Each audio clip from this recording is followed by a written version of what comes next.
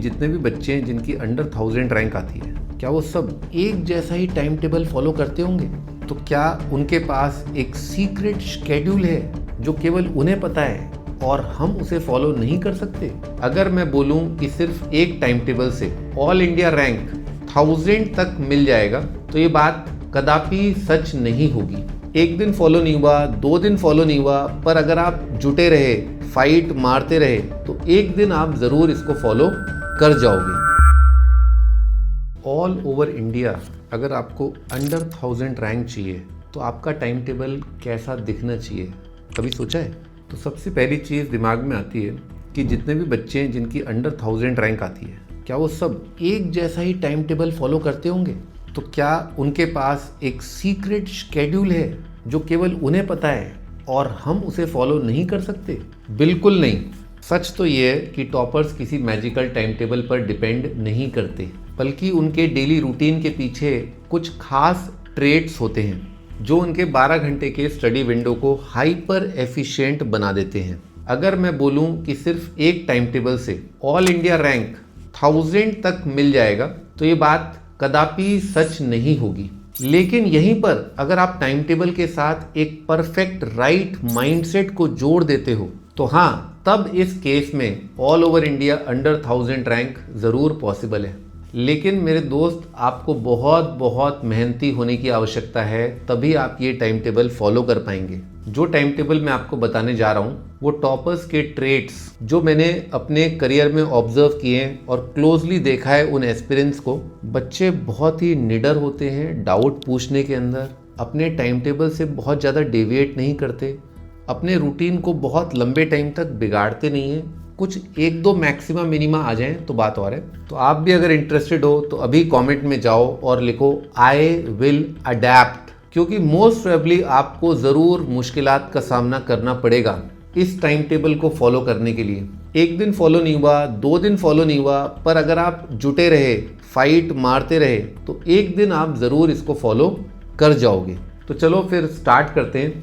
Morning routine, clarity and deep focus traits. देखो, मानो या ना मानो, सुबह का टाइम हमेशा क्लैरिटी और डीप फोकस के लिए बेस्ट रहा है। इसीलिए मोस्ट ऑफ द टॉपर्स सुबह 6-6:30 बजे पढ़ना स्टार्ट नहीं करते, अपने ब्रेन को प्राइम करते हैं, यानी कल क्या पढ़ा और आज क्या पढ़ने वाले हैं उस बात को ट्रैक रखते हैं। यही उनका बेस्ट वार्म अप होता है जो उनकी फोकसिंग कैपेबिलिटीज को बूस्ट करता है। आप भी डिट्टो सेम कर सकते हो। 5-10 फॉर्मूले या कोई छोटा सा चैप्टर उसे रिकॉल करने की कोशिश करो। थोड़ा सा डीप ब्रीदिंग या क्वाइट सिटिंग करना है, ये बहुत इंपॉर्टेंट और क्रूशियल है। फोन को इस समय पर हाथ भी नहीं लगाना है। अगर तुम इतना सा कंट्रोल नहीं कर सकते तो all over India under 1000 rank नामुमकिन है। मोस्ट ऑफ द टॉपर्स की मॉर्निंग काफ़ी प्रिडिक्टेबल होती है, क्योंकि प्रिडिक्टेबल मॉर्निंग्स ही प्रिडिक्टेबल प्रोग्रेस देती हैं। सुबह 6:30 बजे से लेकर के करीब 9 बजे तक उनका सबसे पावरफुल स्टडी ब्लॉक होता है। सुबह का यही टाइम हमारे ब्रेन की प्रोसेसिंग का हाईएस्ट आउटपुट देता है। इसीलिए इस टाइम पर मैं बच्चों को सजेस्ट करता हूँ कि यूजुअली सबसे टफ सब्जेक्ट मैथ्स सेलेक्ट करें।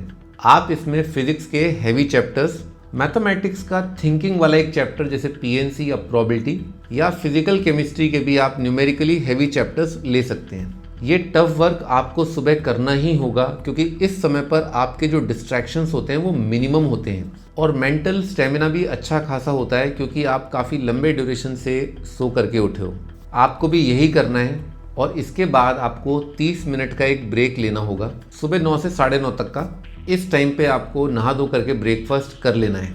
ब्रेकफास्ट के बाद मैं हमेशा एक छोटी वॉक ज़रूर एडवाइस करता हूँ, लेकिन बहुत ज़्यादा दूर मत निकल जाना, तुम्हें एक लंबे स्टडी आवर के लिए रेडी भी होना है। Afternoon routine, consistency and execution traits.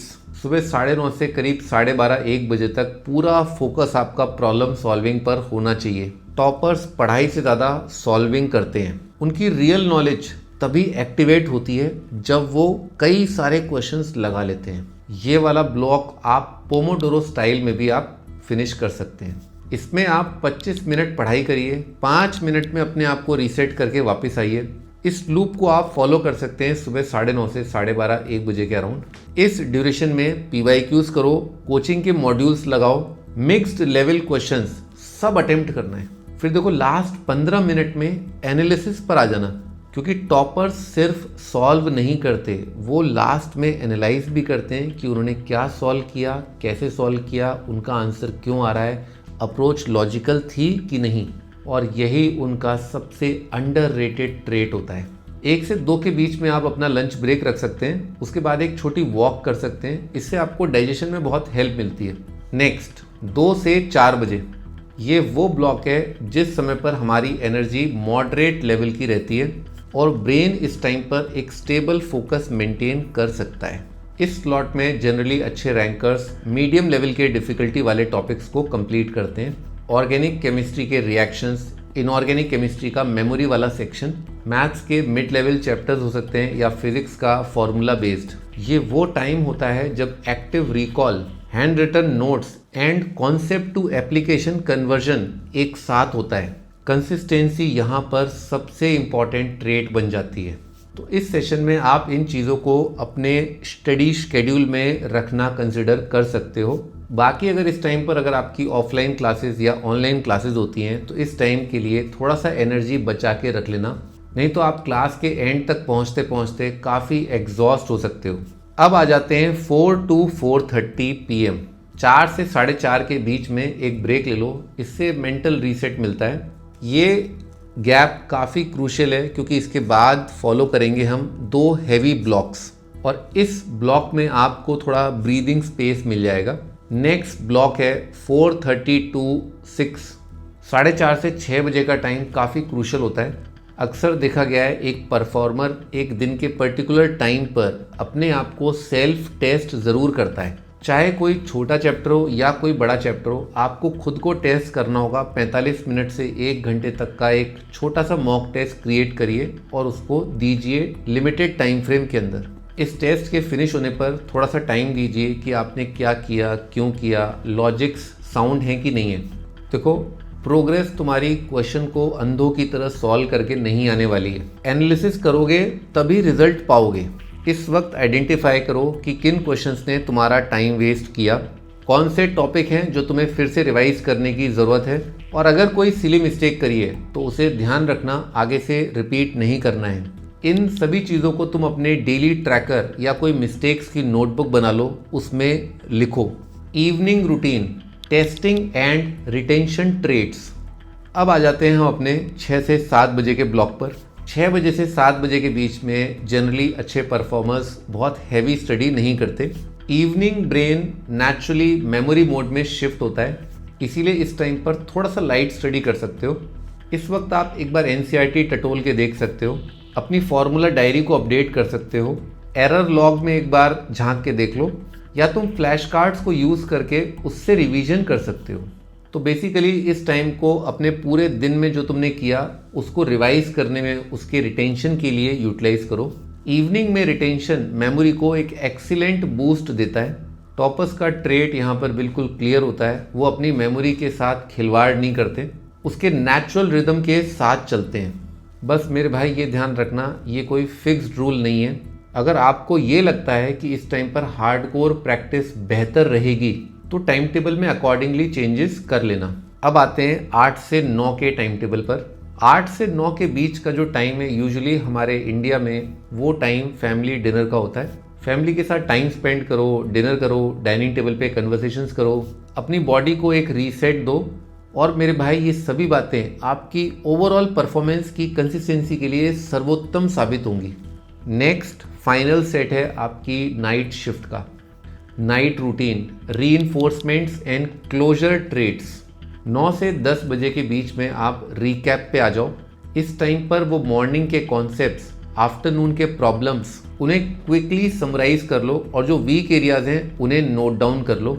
Daily basis पे आप अपने लर्निंग आउटकम्स लिखेंगे तो क्लैरिटी लेके सोओगे और उठते ही आपके पास एक क्लियर पिक्चर होगी कि आपको करना क्या है आज के दिन। 10:30 से पहले सो जाओ या मैक्सिमम 11 बजे तक। स्लीप को कई बच्चे इग्नोर करते हैं, पर स्लीप ही आपकी मेमोरी को कंसोलिडेट करती है, आपका रिएक्शन टाइम इंप्रूव करती है और आपके कॉग्निटिव लोड को हैंडल करने की कैपेसिटी को नेक्स्ट लेवल लेके जाती है।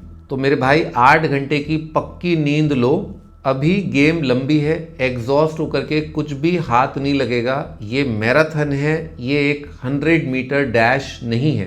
तुम्हारी पुअर स्लीप की वजह से तुम्हारी एक पुअर रैंक आ सकती है।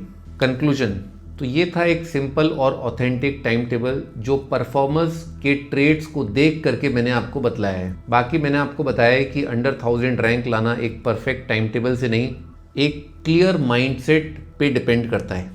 ये कोई सीक्रेट हैक्स नहीं, या मेरे पास कोई मैजिकल रिसोर्स नहीं, जादू की झप्पी नहीं, या कोई ओवरनाइट ट्रांसफॉर्मेशन का गेम है। ये एक बहुत ही स्लो प्रोसेस है।